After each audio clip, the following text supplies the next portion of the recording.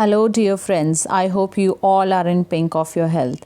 I have come after a very long time with a very demanded chapter, Reach for the Top, chapter number 8, class 9th, part 1, Santosh Yadav.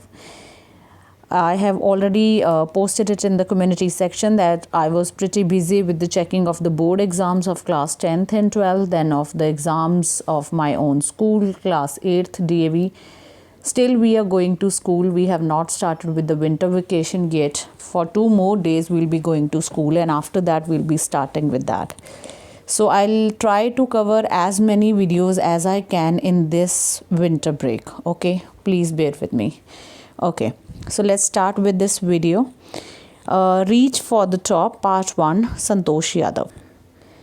Before you read, think for a while and make a list of 3 to 5 persons you idolize, you admire very much for their achievements.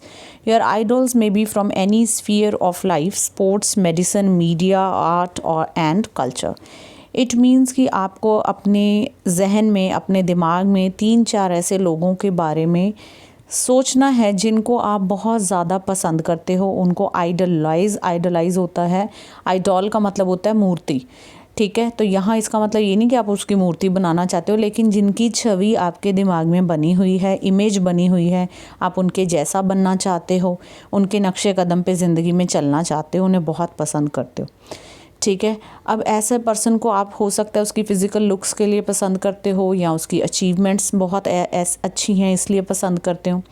और ऐसा person life के किसी भी sphere यानी किसी भी हिस्से से, किसी भी पार्ट ऑफ लाइफ से हो सकता है। वो स्पोर्ट्स से हो सकता है, मेडिसिन के फील्ड से कोई पर्सन हो सकता है, मीडिया, आर्ट, कल्चर, कहीं से भी हो सकता है, ठीक है। जब मैंने अपनी क्लास में ये बच्चों से पूछा था तो सारे बच्चों का आंसर आया, हाँ जी मैम, हमें ना स्पोर्ट्स में, रेसलिंग में रोमन रेंज बहुत पसंद है। फाइन।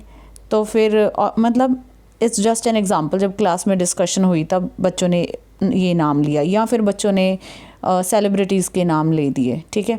तो ऑब्वियसली आपकी एज में आपको ज़्यादा सेलिब्रिटीज़ जो बहुत सोशल मीडिया पे दिखते हैं उनमें से काफ़ी लोग पसंद होंगे, ठीक है। कई ऐसे बच्चे हैं जिनको अपने खुद के पेरेंट्स बहुत पसंद हैं, या कईयों को कोई टीचर बहुत अच्छा लगता है, या किसी पर्सन को कोई कोई गेमर है, आजकल गेम्स का बहुत ट्रेंड है, तो वो उनमें से कोई अच्छा लगता है, उसको में से किसी को आप आइडलाइज़ करते हो। तो ये टोटली डिपेंड्स अपॉन यू, आप किसको एडमायर करते हो, किसके जैसा बनना चाहते हो, और उसको क्यों एडमायर करते हो, और उसके नक्शे कदमों पे चलना चाहते हो, ठीक है। नेक्स्ट है, your teacher will then discuss your choices with you to find out, ठीक है। ये हम क्लास में, मैं अपनी क्लास में कर चुकी हूँ कि बच्चों से मैंने उनकी चॉइसेस पूछी, उन्हें लोग वो क्यों पसंद हैं वो सब पूछें, ठीक है। चलिए अब संतोष यादव की स्टोरी स्टार्ट करते हैं। पिक्चर आपको विजिबल है। The only woman in the world who has scaled Mount Everest twice was born in a society where the birth of a son was regarded as a blessing and a daughter, though not considered a curse, was not generally welcome. सबसे पहले तो यहाँ पे एक word दिया हुआ है आपको, ये देखना है आपने, ये वाला, ठीक है। अगर तो इसमें ए वर्ड लगा है, WOMAN, तो प्रोनाउंसिएशन होगी वुमन। अगर इसमें ई लग जाए तो प्रोनाउंसिएशन बन जाती है विमेन। तो हम प्रोनाउंसिएशन से ही पता करते हैं, हमें समझ आता है कि वर्ड सिंगुलर है या प्लूरल, वुमन एंड विमेन, ठीक है। तो यहाँ पे हम बात कर रहे हैं संतोष यादव की। कहते हैं संतोष यादव दुनिया की वो पहली लेडी हैं जो माउंट एवरेस्ट पे 2 बार चढ़ी हैं। स्केल का यहाँ मतलब है क्लाइम्ड, ठीक है। माउंट एवरेस्ट को उन्होंने 2 बार अचीव कर लिया, अपने वहाँ पे चढ़ गई, 2 बार वो क्लाइम किया है उन्होंने माउंट एवरेस्ट को, ट्वाइस, ठीक है। और अजीब बात यह है कि वो एक ऐसी सोसाइटी में उनका बर्थ हुआ है जहाँ पे मेल पर्सन का जब बर्थ होता है तो शहनाइयाँ बजती हैं, उसको सेलिब्रेट किया जाता है। डॉटर के बर्थ को कर्स तो नहीं समझा जाता, कर्स होता है श्राप, ठीक है। कर्स तो नहीं समझा जाता, लेकिन वेलकम भी नहीं किया जाता, ठीक है। तो यहाँ ये बात कर रहे हैं हरियाणा के। तो आप सबको मालूम है कि इंडिया में ना सिर्फ हरियाणा बल्कि और भी बहुत सारी आज के टाइम में भी ऐसी जगह हैं जहाँ पे बर्थ, जो मेल चाइल्ड का जब बर्थ होता है तो लोग बड़ी खुशियाँ मनाते हैं। फीमेल का बर्थ होता है तो वो कोई दुखी तो नहीं होते लेकिन खुशियाँ भी नहीं मनाते, ठीक है, उसको उतना इक्वल नहीं समझा जाता। तो कहते हैं संतोष यादव का जो बर्थ है ऐसी कंजर्वेटिव सोसाइटी में हुआ है।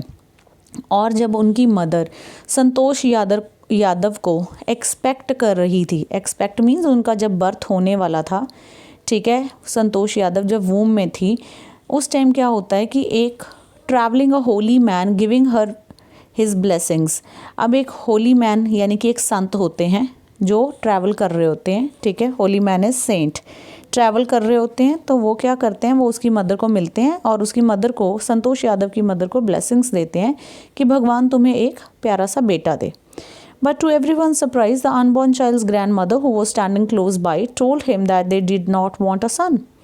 लेकिन कहते बहुत ही सरप्राइज़ की बात है कि पास में ही संतोष यादव की ग्रैंडमदर खड़ी होती हैं और वो कहती हैं कि सॉरी पर हमें बेटा नहीं, हमें बेटी चाहिए।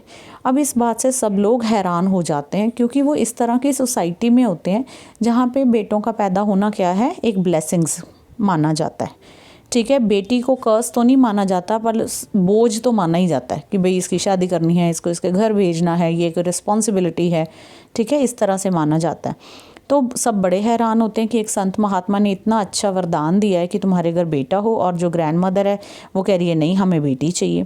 The holy man was also surprise, nevertheless he gave the requested blessing as a destiny would have it, the blessing seem to work. अब कहते कि जो होली मैन, जो संत महात्मा थे, वो भी सरप्राइज हो गए कि ये तो पहली बार हुआ है कि मैंने किसी को बेटे का वरदान दिया हो और सामने वाला कह रहा हो कि मुझे बेटी चाहिए। पर उनको वो कहते हैं नेवरदलेस कि फिर कोई बात नहीं, हमें क्या है, वो ब्लेसिंग दे देते हैं कि ठीक है तुम्हारी बेटी हो, और ब्लेसिंग काम कर जाती है और उनके घर संतोष का बर्थ होता है। Santosh was born the sixth child in a family with 5 sons, a sister to 5 brothers. She was born in the small village of Joniawas of Rewari district in Haryana, ठीक है। अब वो क्या कहते हैं कि संतोष के ऑलरेडी 5 भाई थे, तो देखा जाए तो जो संतोष यादव की ग्रैंड मदर है उन्होंने संतोष यादव को क्यों मांगा भगवान से, क्योंकि ऑलरेडी फैमिली में 5 लड़के थे, ठीक है। यही अगर पहला बच्चा होता तो वो भी शायद सन ही मांगती, लेकिन क्योंकि ऑलरेडी 5 बेटे थे तो उन्होंने वहाँ पे बेटी की ब्लेसिंग मांगी। तो संतोष यादव के 5 बड़े भाई थे, ठीक है, और वो हरियाणा के एक छोटे से गांव जोनियावास, रेवाड़ी डिस्ट्रिक्ट, ठीक है, हरियाणा में उसका बर्थ होता है।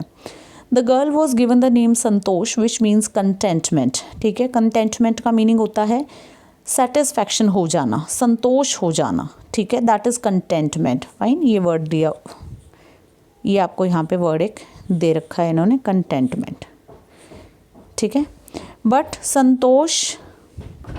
But Santosh was not always content with her place in a traditional way of life. लेकिन कहते हैं कि जैसा उसका नाम था संतोष यानी कि सेटिस्फैक्शन, वो बिल्कुल भी सेटिस्फाइड नहीं थी अपनी ट्रेडिशनल वे ऑफ लाइफ से जैसे कि उनके गांव में थी। She began living life on her own terms from the start.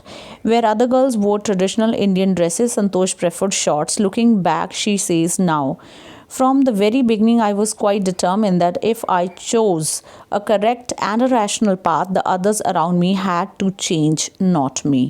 तो अब कहते हैं कि वो जिस गांव में पैदा हुई थी वहाँ पे जो लड़कियाँ थी वो बहुत सलवार कमीज़ पहन के रखती थी, इस तरह के ट्रेडिशनल कपड़े पहनती थी, लेकिन संतोष यादव शुरू से ही थोड़ी सी रेबिलियस काइंड की पर्सन थी। वो पहले ही वो उस टाइम पे शॉर्ट्स पहनती थी जब सारे लड़कियाँ ट्रेडिशनल ड्रेसेस पहनती थी। और कहते looking back she sees now, looking back means आज जब वो अपना वो टाइम याद करती हैं, ठीक है, जब वो गांव में थी तो वो ये समय याद करते हुए ये कहती हैं कि मुझे तो पहले से ही पता था, कि मैं तो पहले से ही डिटर्मिन्ड थी कि if I chose a correct and a rational path, कि मैं जो भी मैंने चूज़ किया वो करेक्ट और रैशनल पाथ होगा, तो उस पर मैं चेंज नहीं होंगी, जो मेरे आसपास के लोग हैं उन्हें चेंज होना पड़ेगा। मतलब बचपन से ही उनको इस बात का मालूम था, इस बात का एहसास था कि मैं जो भी डिसीज़न लूँगी अगर वो डिसीज़न करेक्ट है और मुझे करेक्ट लगता है तो मैं किसी कीमत पर चेंज नहीं होंगी। मेरे आसपास जितने लोग हैं, मेरी फैमिली है, सोसाइटी है, उन्हें चेंज होना पड़ेगा। अब एक वर्ड देख लेते हैं, यहाँ पे वर्ड है चूज़। तो फर्स्ट वर्ड क्या होता है, इसकी फर्स्ट फॉर्म क्या होती है, चूज़, ठीक है, प्रोनाउंसिएशन में डिफरेंस है। फर्स्ट है चूज़, सेकंड फॉर्म है ये CHOSE, इसको हम कहेंगे चोज़, और थर्ड फॉर्म होती है chosen. First is choose, second is chose, third is chosen. ठीक है, तो ये डायलॉग जो है ये आपको पेपर में आ सकता है फॉर एक्सप्लेनेशन। ठीक है, क्योंकि जो आपका सेकेंड टर्म आना है that is going to be subjective obviously. Next is Santosh parents were affluent landowners who could afford to send their child to the best schools, even to the country's capital, New Delhi, which was quite close by. But in line with the prevailing customs in the family, Santosh had to make do with the local village school. So she decided to fight the system in her own quiet way when the right moment arrived. अब कहते हैं यहाँ पे word है effluent. ठीक है, ये word है, इसका मतलब होता है rich, well of. Second word है वेल ऑफ, रिच, ये इसके सिनोनिम्स है। तो वो कहते हैं क्योंकि वो पैसे वाले ज़मींदार थे, पैसे वाले ज़मींदारों के घर में उसका बर्थ हुआ था। वो चाहते तो अपनी बेटी को दुनिया के कंट्री के बेस्ट स्कूल में भेज सकते थे पढ़ने, न्यू दिल्ली भेज सकते थे। और न्यू दिल्ली था है भी बिल्कुल पास, हरियाणा के बिल्कुल साथ ही न्यू दिल्ली है, तो उसे भेजा जा सकता था वहाँ पढ़ने के लिए, उनके पास इतना पैसा था। लेकिन उन्होंने उसे नहीं भेजा क्योंकि उन्होंने प्रिवेलिंग कस्टम, प्रिवेलिंग होता है जो उस समय चल रहा होता है। ठीक है, प्रिवेलिंग, तो उस समय जो कस्टम, जो रिवाज, कस्टम इज़ जो रिवाज चल रहा था उनके परिवार में कि जो गर्ल चाइल्ड है वो गांव के ही स्कूल में पढ़ेगी, तो उसको भी गांव के ही स्कूल में पढ़ने भेजा गया। अब जो संतोष है वो ये डिसाइड तो कर लेती है कि वो सिस्टम से फ़ाइट करेगी, fight the system in her own quiet way, मतलब चुपचाप से करेगी लेकिन सही समय आने पर। ठीक है, अब जब वो 16 ईयर की हो जाती है तो उसको प्रेशराइज़ किया जाता है कि अब तुम्हें शादी करनी चाहिए, क्योंकि गांव में 16 साल की एज बिल्कुल अप्रोप्रिएट एज मानी जाती उनके गांव में शादी के लिए। लेकिन संतोष जो है वो अपने पेरेंट्स के प्रेशर के, was under the pressure by parents. ठीक है, पेरेंट्स उस पर प्रेशर डालते हैं। A marriage as early as that was the last thing on her mind.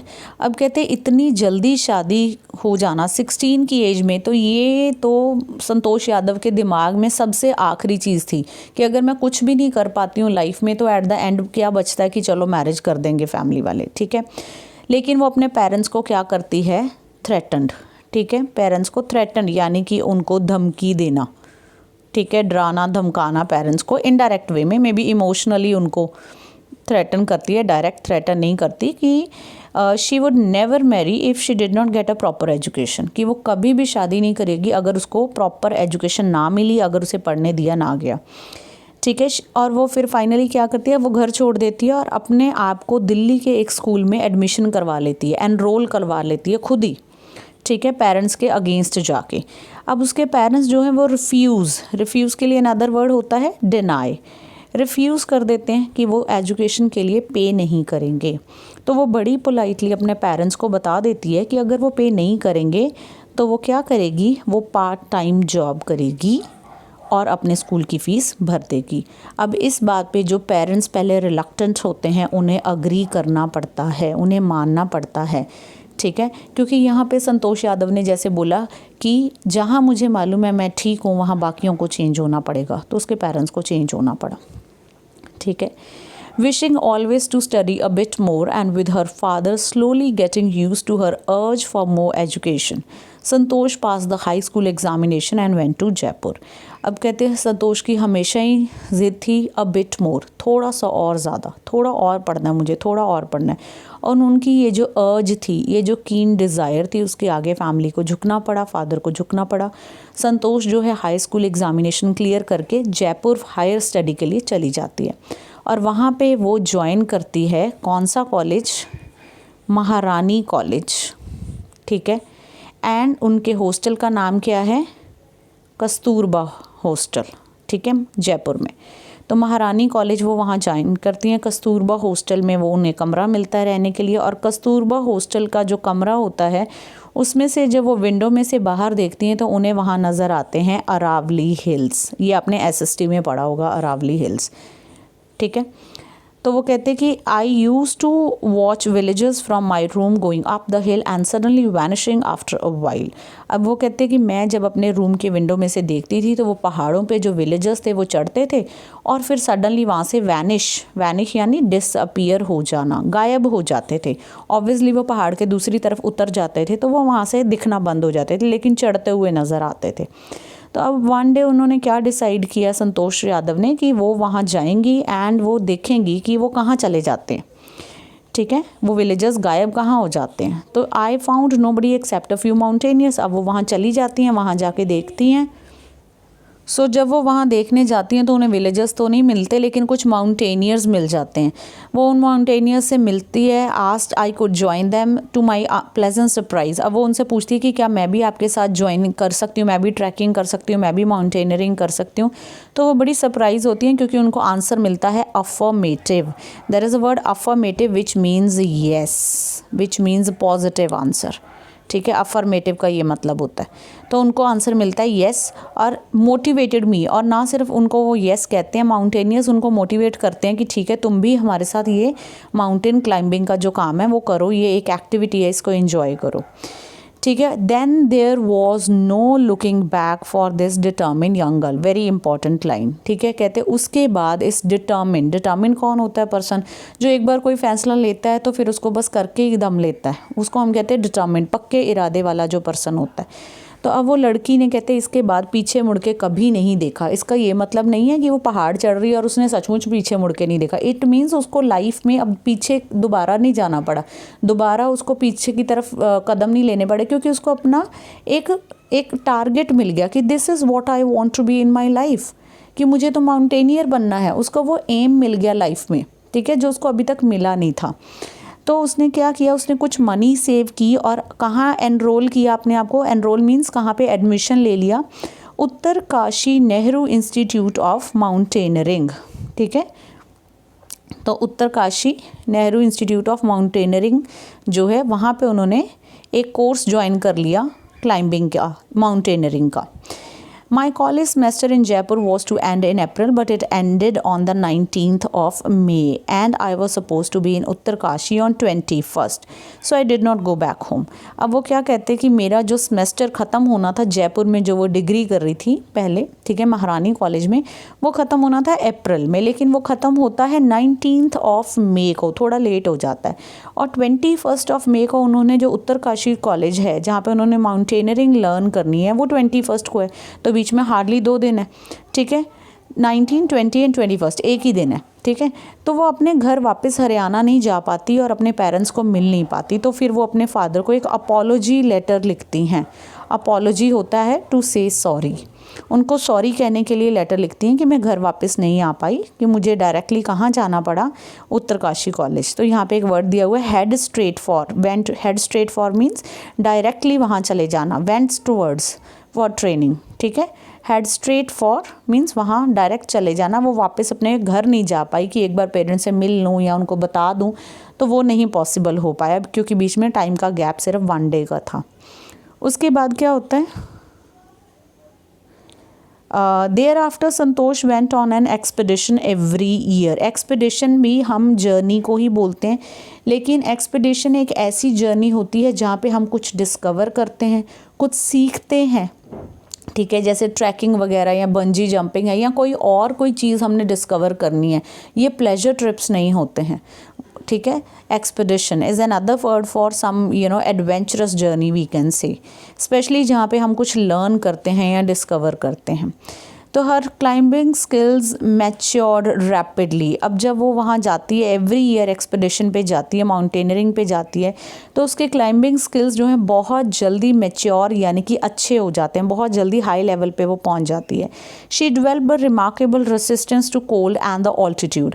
अब वो बड़ी जल्दी बहुत अच्छा, रिमार्केबल मीन्स जिसको हम नोटिस कर सके, एक नोटिसेबल रेसिस्टेंस होता है किसी चीज़ को अपोज करना, मना करना, ठीक है। अब वो किस चीज़ को अपोज करने लग गई है, कोल्ड को, क्योंकि जितना जितना पहाड़ पे ऊपर जाते जाते हैं ठंड बढ़ती जाती है। ऑल्टीट्यूड इज़ द हाइट, जितनी हाइट पे वो जाती है तो ठंड बढ़ती है, ठीक है। तो उन चीज़ों से उसने अपनी बॉडी को हैबिचुअल कर लिया था। अब उसको वो ठंड को वो रेसिस्ट करने लग गई थी, वो अब उसको उतनी फील नहीं होती थी। Equipped with an iron will, physical endurance and an amazing mental toughness, she proved herself repeatedly. Very important lines. Equipped होता है prepared, ठीक है, prepared, यहाँ पे ये वर्ड दिया हुआ है प्रिपेयर्ड। अब वो प्रिपेयर्ड है क्योंकि उसकी आयरन विल है, लोहे के जैसी मजबूत उसकी विल पावर है कि जो मैंने करना है वो मैंने करना ही है। फिजिकल एंड्योरेंस है, एंड्योरेंस होता है सहन शक्ति, तो उसकी जो फिजिकल एंड्योरेंस है उसने अपनी बॉडी को वैसे ही बना लिया है कि वो कोल्ड को सहन कर सके। एंड अमेजिंग मेंटल टफनेस, और अपने आप को मेंटली भी उसने स्ट्रॉन्ग कर लिया है कि ये मैंने लाइफ में करना ही है, तो इसके लिए मुझे ये सब कुछ सहना पड़ेगा। तो उसने अपने आप को बहुत रिपीटेडली कहते प्रूव करके दिखाया कि मेरे अंदर ये सारी जो पावर्स हैं वो हैं। The culmination of her hard work and sincerity came in 1992, just 4 years after she had shyly asked the Aravali mountaineers if she could join them. Culmination का वैसे मतलब क्या होता है? End. कर्मिनेशन का मीन है एंड होना, किसी चीज़ का ख़त्म होना, यानी कि उसकी जो हार्ड ट्रेनिंग थी वो ख़त्म हुई 1992 में आकर। ठीक है, यानी 4 साल लगे उसको ये ट्रेनिंग लेने में। इट मीन्स उसने 4 साल पहले वो माउंटेनियर्स से पूछा था कि क्या मैं भी आपको ज्वाइन कर सकती हूँ, उसके बाद उसने 4 साल की ट्रेनिंग ली। ठीक है, at barely 20 years of age, Santosh Yadav scaled Mount Everest, becoming the youngest woman in the world to achieve the feat. ठीक है, अब वो क्या कहते हैं कि वो सिर्फ 20 years की थी, मतलब मुश्किल से वो 20 उसने कंप्लीट किए थे, जबकि वो दुनिया की सबसे कम उम्र की यंगेस्ट लड़की बन जाती हैं जिन्होंने माउंट एवरेस्ट को चढ़ा है, उस फीट को, उस अचीवमेंट को एंजॉय किया है। If her climbing skills, physical fitness and mental strength impressed her seniors, her concern for others and desire to work together with them found her a special place in the hearts of fellow climbers। ये question I think इस बार हमारे school के paper में I guess ये था। हाँ जी, तो कहते हैं कि अब ना सिर्फ कि वो फिज़िकली फ़िट थी, मेंटली स्ट्रॉन्ग थी, जिससे कि उसके जो सीनियर्स थे बहुत इम्प्रेस थे, लेकिन उसका दूसरों के प्रति कंसर्न यानी केयरिंग नेचर भी था। ठीक है, और desire to work together, team work में काम करना उसको पसंद था। ये बात भी उसके जो फेलो क्लाइंबर्स थे उनको बहुत ज़्यादा पसंद थी। अब ये बात प्रूफ कैसे होती है? 1992 में वो माउंट एवरेस्ट पे फर्स्ट टाइम चढ़ती हैं, provided special care to a climber who lay dying at the South Col. She was unfortunately unsuccessful. अब होता क्या है कि जब वो माउंट एवरेस्ट पे चढ़ती हैं तो उनके साथ एक जो साथी होता है उनको वो बचाने की कोशिश करती हैं जिनको हेल्प की ज़रूरत होती है, पर अनफॉर्चुनेटली उनकी लाइफ को वो बचा नहीं पाती, उस पर्सन की डेथ हो जाती है। ठीक है, ये हम सबको मालूम है। जब माउंटेनियरिंग ये लोग करते हैं, इतने हाई ऑल्टीट्यूड्स पे ये लोग जाते हैं, तो रास्ते में कई लोगों की डेथ हो जाती है due to lack of oxygen, या बहुत ज़्यादा कोल्ड होता है तो वो उन्हें सहना पड़ता है, तो उस वजह से तो एक पर्सन की डेथ हो जाती है। अब वो दूसरे एक और पर्सन है मिस्टर मोहन सिंह, ये पेपर में आया था तो आपको ये पर्सन का नाम याद होना चाहिए। तो मोहन सिंह के साथ वो ऑक्सीजन सिलेंडर अपना शेयर करके उनको बचा लेती हैं, यानी वो 2 लोगों को बचाने की कोशिश करती हैं, एक को नहीं बचा पाती, और एक मिस्टर मोहन सिंह है जिनको वो बचा पाती हैं by sharing the oxygen cylinder with him. ठीक है, और विद इन 12 मंथ्स के बाद ही वो दोबारा से एक Indo Nepalese women expedition group है उनके साथ दोबारा से माउंट एवरेस्ट पे चढ़ती हैं। तो वो सेकंड टाइम जो है वो माउंट एवरेस्ट पे चढ़ जाती हैं, thus setting a record as the only women to have scale the Mount Everest twice and securing for herself and India a unique place in the annals of mountaineering. Annals means records. ठीक है, यहाँ पे word दिया हुआ है, इसका मतलब है रिकॉर्ड्स। तो अब कहते हैं इतिहास में उन्होंने हिस्ट्री में अपना नाम तो उन्होंने दर्ज करवा ही दिया that she is the youngest women who scale the height twice, plus India का भी नाम उन्होंने रोशन कर दिया, इंडिया को रिप्रेजेंट किया क्योंकि वो इंडियन थी obviously. In recognition of her achievements, the Indian government bestowed upon her one of the nation's top honors, the Padam Shri। तो कहते हैं कि उनको इंडियन गवर्नमेंट ने ऑनर कैसे किया, उनको पद्म श्री जो है उससे सम्मानित करके। बिस्टो वर्ड यहाँ पे दिया हुआ है, बिस्टो का मतलब होता है शॉवर करना, किसी के ऊपर कोई अच्छी चीज़ को शॉवर करना। तो उनके ऊपर अच्छी चीज़ क्या शॉवर हुई है कि उन्हें नेशन का जो टॉप ऑनर अवार्ड है पद्मश्री, उससे सम्मानित किया गया। Describing her feelings when she was literally on top of the world, Santosh has said, "It took some time for the enormity of the moment to sink in." अब वो कहती है कि जब वो लिटरली एक्चुअली में दुनिया के टॉप पर खड़ी हुई थी तो उस समय उस उस पल की, मोमेंट होता है उस पल की जो एनॉमिटी यानी जो उसकी ग्रेटनेस थी, जो उसकी फीलिंग थी, उसको उन्हें अंडरस्टैंड करने में, एब्जॉर्ब करने में अपने अंदर 1-2 मिनट का टाइम लगा कि अच्छा मैं यहाँ पहुँच गई हूँ, अच्छा मैं यहाँ खड़ी हुई हूँ, ओ माय गॉड मैं यहाँ पहुँचना चाहती थी। ये सारी फीलिंग्स को 1-2 मिनट वो कहते हैं कि मुझे वहाँ लग गए। Then I unfurl the Indian tricolour and held it aloft on the roof of the world. और उसके बाद उन्होंने क्या किया, इंडिया का जो ट्राई कलर यानी इंडिया का जो झंडा है उसे वहाँ पे अनफॉल यानी लहरा दिया दुनिया की किस पे, रूफ पे, छत जो उसको बोला जाता है माउंट एवरेस्ट पे। The feeling is indescribable. Obviously जो फीलिंग है वो इनडिस्क्राइबेबल है, उनके पास वर्ड्स नहीं है, इतने टॉप पे वो खड़ी हैं और इंडिया को रिप्रेजेंट किया उन्होंने उस time. The Indian flag was flying on top of the world, it was truly a spiritual moment, I felt proud as an Indian. अब ये इन्वर्टेड कॉमर्स में वर्ड्स हैं, इट मीन्स ये संतोष यादव के खुद के बोले हुए शब्द हैं, ठीक है। अब वो कहती हैं कि इंडियन फ्लैग जो है दुनिया के सबसे टॉप पे जब उस वक्त लहरा रहा था तो बड़ी ही डिवाइन मोमेंट थी, बड़ी एक रूहानी मोमेंट थी, एक मतलब मन भर जाता है जिसमें भगवान याद आते हैं, ऐसी वाली मोमेंट थी, ठीक है। और कहते कि मुझे प्राउड हो रहा था कि मैं इंडियन हूँ। Also a fervent environmentalist Santosh collected and brought down 500 kilograms of garbage from the Himalayas. अब अगर देखा जाए तो ये लाइन बड़ी ही आयरॉनिकल भी है, ठीक है। Fervent environmentalist, fervent is having strong and sincere feelings, that is fervent. अब ना सिर्फ वो एक माउंटेनियर थी बल्कि वो एक एनवायरमेंटलिस्ट भी उन्होंने अपने आप को साबित कर दिया, वो भी नॉर्मल नहीं, फर्वेंट जो स्ट्रॉन्ग फीलिंग्स होती हैं। क्यों? क्योंकि जब वो हिमालय से वापस आई नीचे तो ना सिर्फ वो उतर के नीचे आई बल्कि वहाँ से 500 किलोग्राम्स ऑफ गार्बेज भी वो उठा के वहाँ से नीचे लाई। अब ये आयरॉनिकल क्यों है? क्योंकि एक तरफ तो एक इंसान इतनी मेहनत करके वो हिमालय को चढ़ता है अपने आप को इतना मेंटली फिजिकली टफ करके, और दूसरी तरफ कुछ लोग वहाँ पे इतना गंद मचा के आते हैं। मतलब ये सेंस लोगों को कब आएगी आई डोंट नो, क्योंकि ये बहुत ही ज़्यादा मतलब एक ऐसी चीज़ है कि इसको समझने की बहुत ही ज़रूरत है और बिल्कुल भी लोग इस चीज़ को अंडरस्टैंड नहीं करते। जहाँ जाते हैं रैपर्स, बॉटल्स, कैन्स, ये सब कुछ वो वहाँ पे फेंक के आ जाते हैं without understanding that we are creating problems for us, ठीक है। तो संतोष वहाँ से वापस आते वक्त 500 kg ऑफ जो गार्बेज है वो भी वहाँ से लेकर आती हैं। So here finishes this chapter. I hope आपको चैप्टर समझ आ गया होगा, ठीक है। इसके बाद इसी का जो सेकंड पार्ट है फिर उसकी रिकॉर्डिंग करूँगी मैं, ठीक है। मेरे साथ थोड़ा पेशेंस रखने के लिए थैंक यू। मैं बहुत ज़्यादा कोई वैसी वाली यूट्यूबर नहीं हूँ जो हर रोज़ वीडियोस बनाए, ना ही मेरे पास इतना टाइम होता है, आपको मैंने पहले भी बताया। जितना टाइम मिलता है उतने उतने वीडियोज़ मैं कवर करती जा रही हूँ। Thank you very much, take care, bye.